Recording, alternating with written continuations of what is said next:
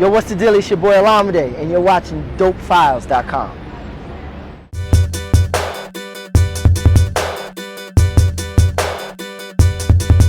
What's up, this is Omari. Hey, this is Winter Gordon. You're watching DopeFiles.com and all this chocolate.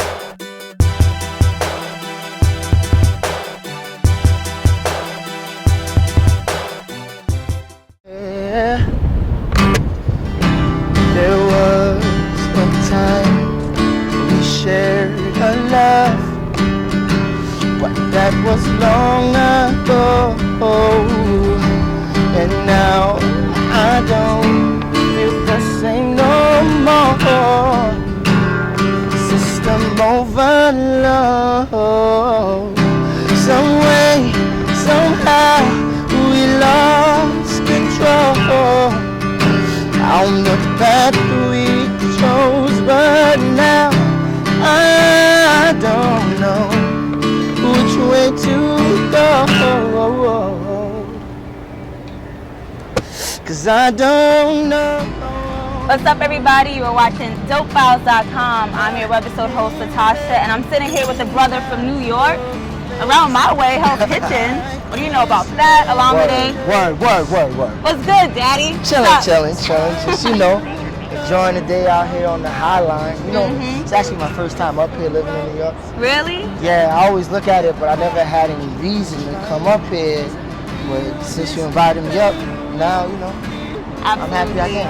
I actually am new to Hell's Kitchen. I know you told me that you've been there like forever. Yeah. But I'm new to it, so once I discovered what this was all about, I was here like all the time. Oh, really? Absolutely. So when you get a hot date, you just bring your girl up here too. Definitely. And you got the guitar in hand.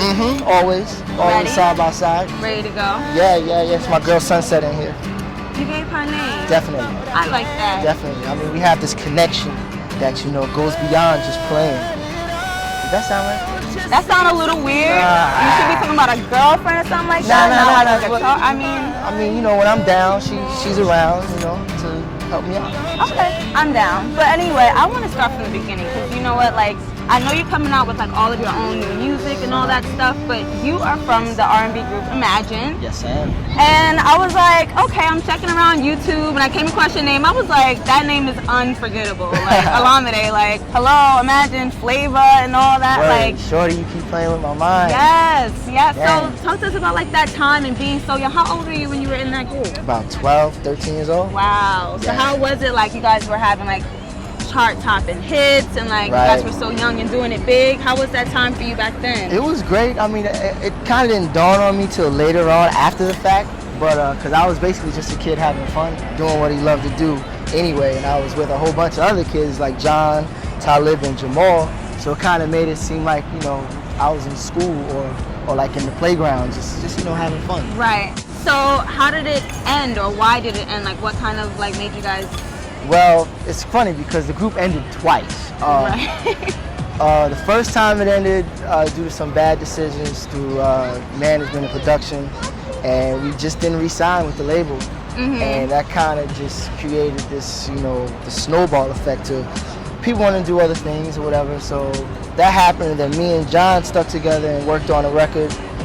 And then we had an opportunity to get the group back together again, and so we did so. And then, money got short within ourselves, so everybody started making personal moves to, pretty much better their situation. So that's kind of how it happened, which was, I guess, for the better, because now we're all doing our own thing, and we still talk to each other, and we're all just, very supportive in what each of us are doing. And another reason why your name started to ring bells, well, you're the ex-boyfriend of Miss Natalie Nunn from the Bad Girls Club. Word. You got not knowing, I don't really know the girl, but seeing her personality and kind of talking to you now, that's kind of a weird pair. So, I guess. how did you, seeing the way your name was displayed on the episodes and stuff, and knowing that you guys split, how did that affect you, having your name out there like that? I mean, it didn't affect me much.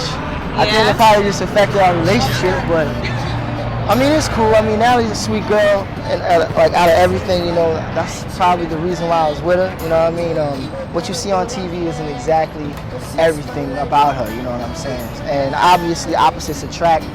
And you know, love is a hell of a drug. So that's pretty much how I can sum up us. You know? Right. And kind of, I guess, the way your relationship was portrayed, do you want to kind of come into your own defense a little bit now? You have anything to say about how the relationship looked on TV? I got nothing to say about it because, I mean, TV's one thing and life is another.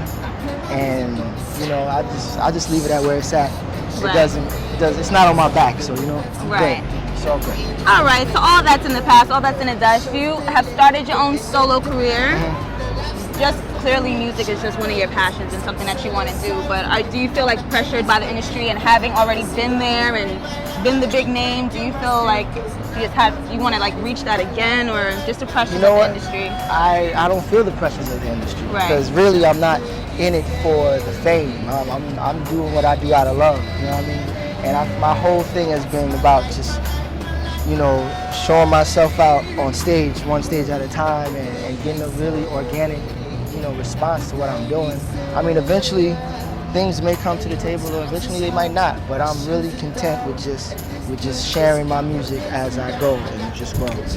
Right. Now, how would you describe your sound now? Because I see a lot of your performances, they're acoustic. You got your guitar today. Right. And like, what's Olamide's sound right now?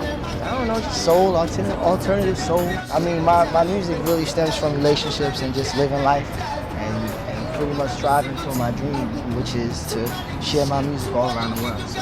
Do you have any favorites or any songs that like I love them all. The most personal? I mean, they're all personal. I wrote them all. So, yeah. Like, they all stem from one key seed, and just brought it out to just being that record. So when can we get your music? We don't have anything tangible right now, but you are out performing. Are you working on a mixtape, an album, or? I'm working on an album. I plan on releasing a live album first, and then a studio recorded album, which may include some of the records on the live album and have some extra ones that people haven't heard yet.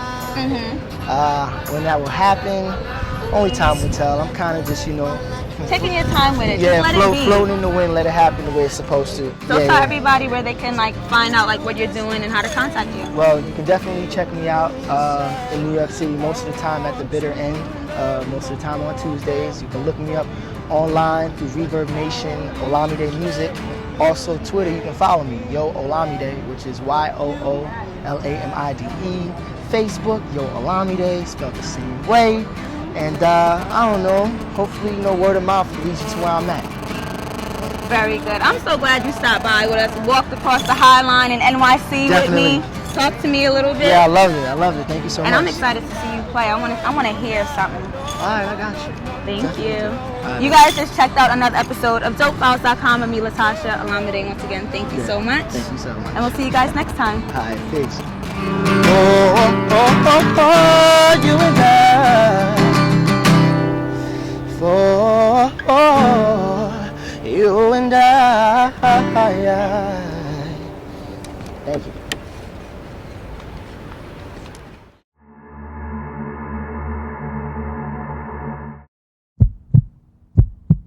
DopeFiles.